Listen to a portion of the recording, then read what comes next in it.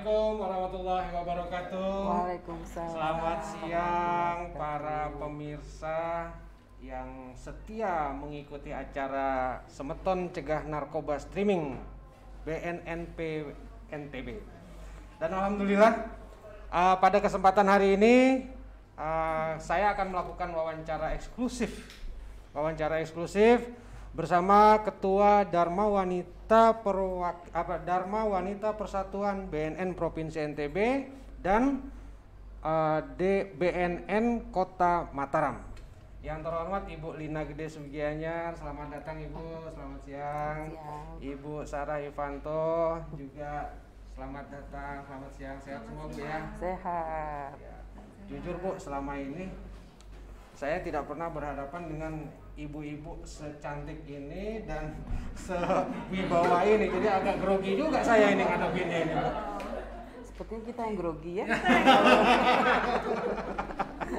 Ya, Ibu, temanya gini, tema yang akan saya angkat itu, saya sering dapat mendengar ungkapan bahwa suksesnya seorang suami itu berawal dari doa dan suksesnya seorang istri. Nah, kira-kira ungkapan itu menurut Ibu bagaimana? Setuju enggak Bu, Ibu? Ada setuju dan ada tidaknya. Oh gitu? Ya. Singkatnya kalau setuju seperti apa Bu? Kalau setuju memang sih ya Pak, selama ini di dalam organisasi selalu dinyatakan bahwa sukses suami karena di belakang ada istri yang mendukung.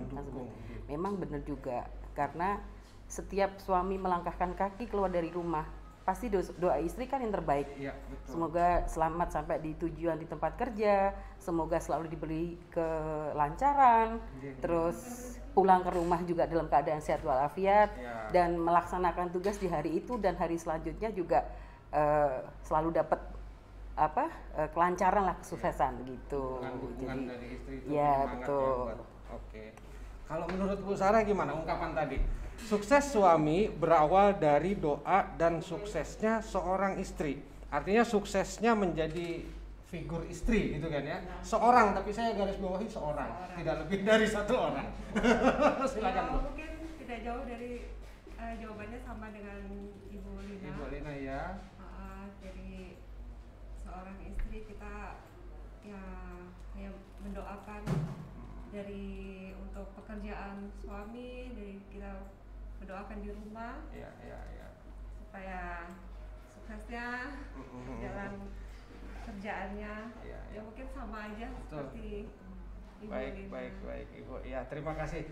Nah, saya jujur penasaran Bu, saya juga pengen menjadi orang sukses seperti Pak Kepala, Pak Gede gitu ya, juga dengan Pak Ivanto juga, saya pengen mengikuti jejak beliau. Tapi mungkin juga bisa dibagi nih Bu, saya juga ada istri, ada seorang istri gitu ya, yang bisa mencontoh Ibu juga ini gitu kan. Keseharian dulu deh, keseharian supaya Bapak atau suami ini semangat ini, biasanya kalau kesehariannya pagi-pagi persiapan kerja apa segala macam, apa yang dilakukan biasanya Bu? Berarti ini harus jujur ya? Jujur Bu, ya. 30 tahun saya menikah sampai tahun ini, dari awal sampai sekarang semua keperluan suami saya, dari pakaian sampai semuanya saya nyiapkan. Walaupun kita punya yang membantu di rumah atau dulu ada ajudan di waktu kita Wakapolda, sampai semir sepatu pun saya nyemir. Boleh ditanyakan sama beliaunya. Jadi beliau masuk kamar mandi sudah tersedia semua apa yang akan beliau pakai. Oh, saya kira Ibu ikut nganter gitu. Oh tidak. Jadi begitu Pak. Jadi itu sudah menjadi tradisi saya, niat saya dari awal sampai dulu waktu karena kita sebagai seorang polisi ya, suami saya, jadi atribut bajunya kalau seorang perwira kan semua ditempel. Nah, jadi siasat saya waktu saya punya anak pertama, kedua, ketiga sampai keempat, ya saya waktu anak saya tidur, saya menyiapkan semua kepada suami saya.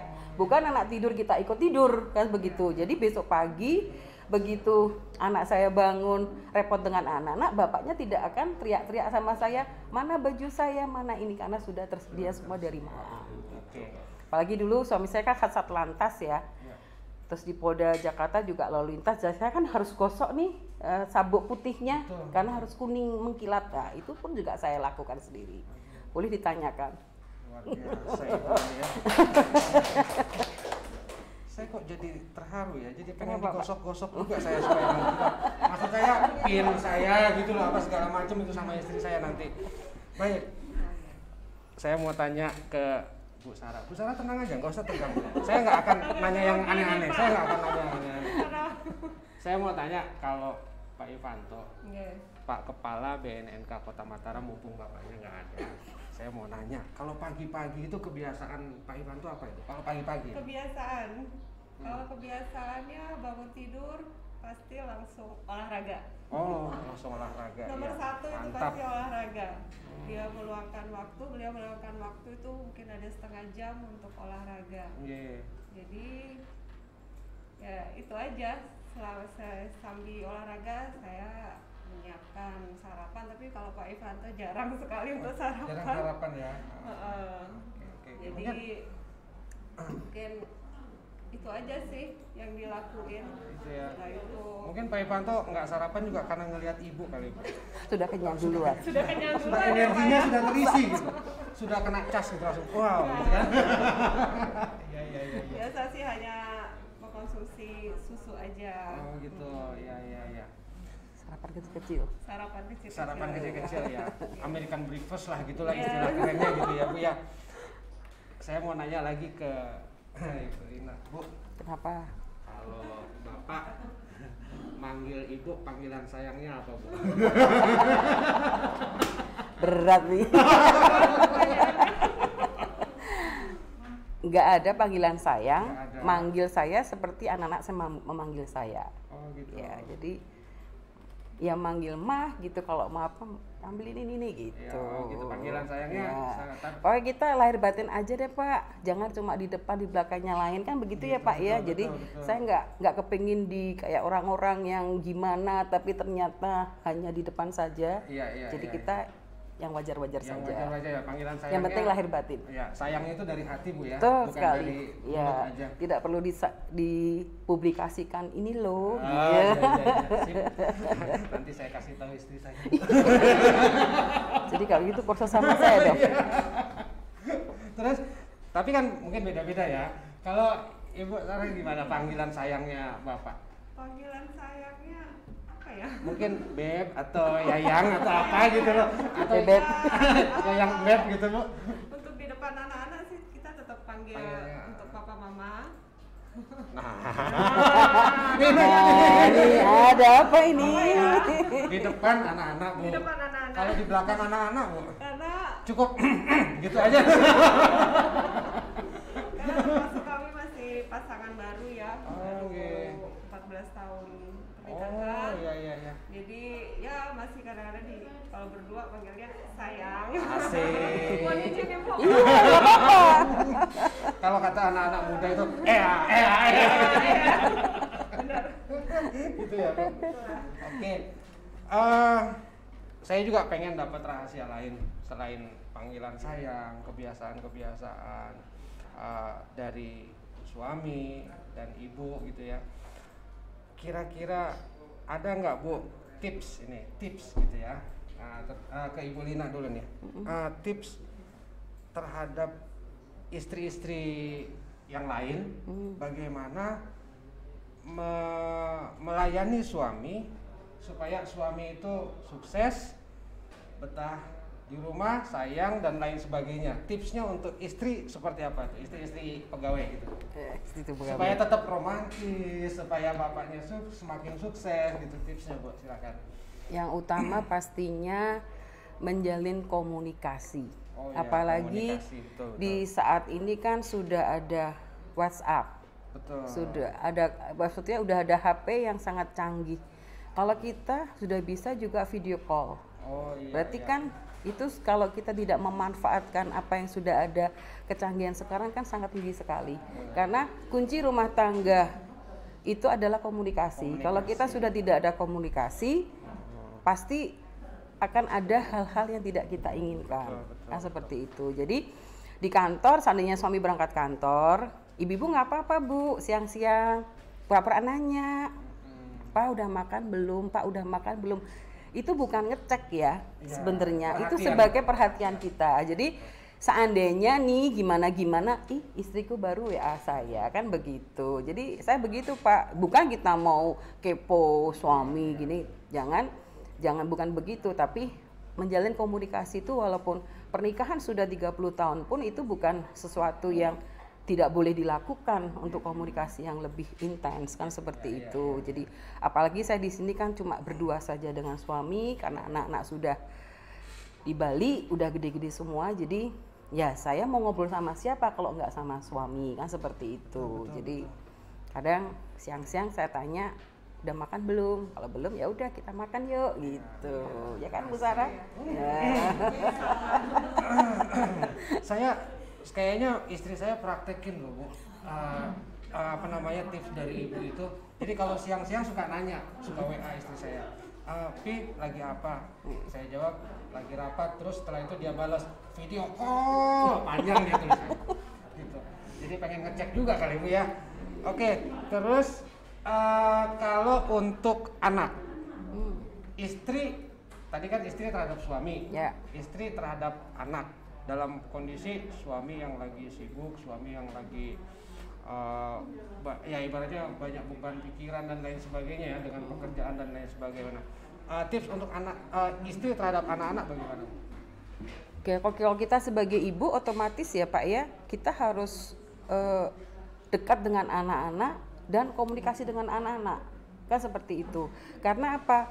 Kalau anak-anak dengan ibu mungkin lebih terbuka mau cerita, karena ya namanya sama ibu, bukan sama bapaknya tidak bercerita, tidak, tapi kan karena ya kita yang mengandung dia sampai 9 bulan, otomatis ikatan batin itu kan lebih. Jadi kalau saya walaupun sudah dari 2011 saya tidak pernah anak-anak saya mengikuti dinas di mana bapaknya bertugas. Jadi dia home base di Bali, jadi kita pindah kemana-mana, kita cuma berdua. Tapi dengan kecanggihan zaman sekarang yang sudah canggih inilah yang mendekatkan kita dengan anak, serasa anak tuh hanya di depan mata saja, kan seperti itu. Jadi saya selalu ngecek anak saya pagi, kalau sekolah juga saya cek ada PR atau tidak, terus kalau kuliah ada kuliah atau tidak, terus pulang kuliah juga kami cek. Jadi kami ada aturan-aturannya, walaupun mama sama papa jauh, tapi jangan dianggap kamu bebas melakukan apapun. Karena semuanya akan saya cek sampai kemana dia pergi pun H-1 atau -2 harus izin dulu sama saya. Jadi tidak bisa. Syukur, puji Tuhan, anak saya sampai sekarang 4 sudah meraih sarjana semua. Walaupun kita tinggal dinas kemana-mana, tapi anak-anak tetap tanggung jawab dengan apa yang menjadi masa depannya mereka. Nah, seperti itu. Karena kalau anak saya hebat, yang disanjung bapaknya toh Pak. Iya. Tapi kalau anak saya jelek, gimana sih ibunya yang didik? Nah, saya tidak mau digitukan Pak, gitu. Karena sebagai ibu rumah tangga ini berat loh Pak bebannya ya Pak ya. Bukan kita tidak ikhlas. Karena apa? Kita tuh hanya ketemu tembok rumah nih. Dan urusannya hanya itu saja. Lain dengan bapak-bapak yang keluar rumah, hari ini ceritanya apa, besok ceritanya apa, berarti kan fresh terus ya Pak ya. Jadi bapak-bapak juga mohon kalau istrinya mungkin agak jutek sedikit ya, jangan ikut-ikutan jutek ya, ditanyalah baik-baik, ada apa kira-kira, kan seperti itu ya Pak ya. Betul. Bukan curhat loh ini. Saya membela ibu-ibu semua ini.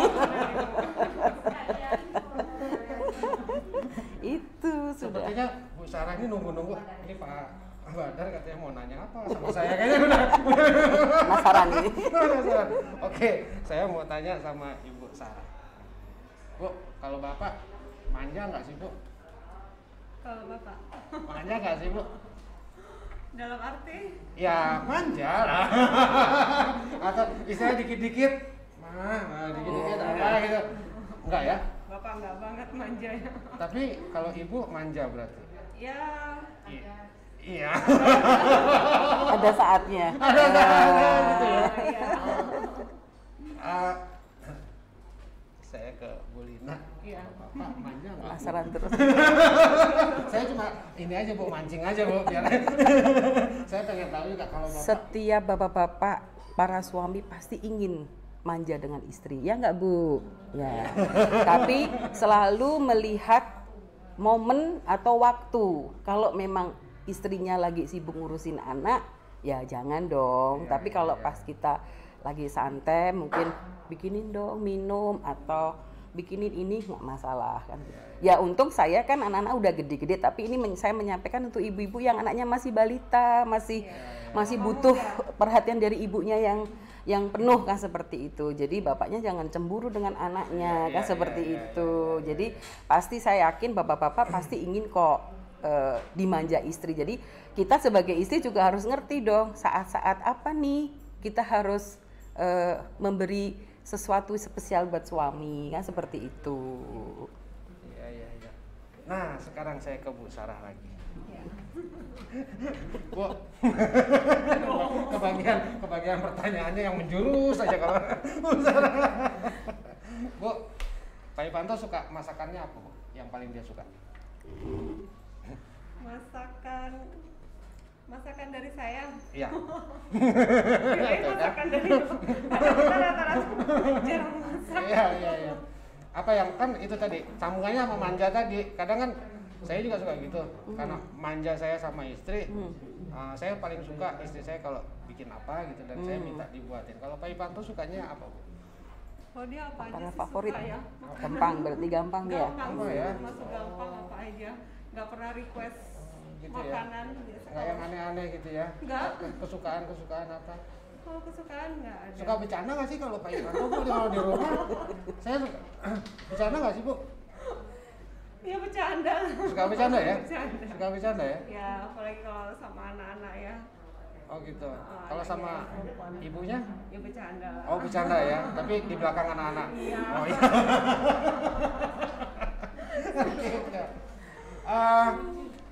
Kalau Bu Sarah, siap? Oke.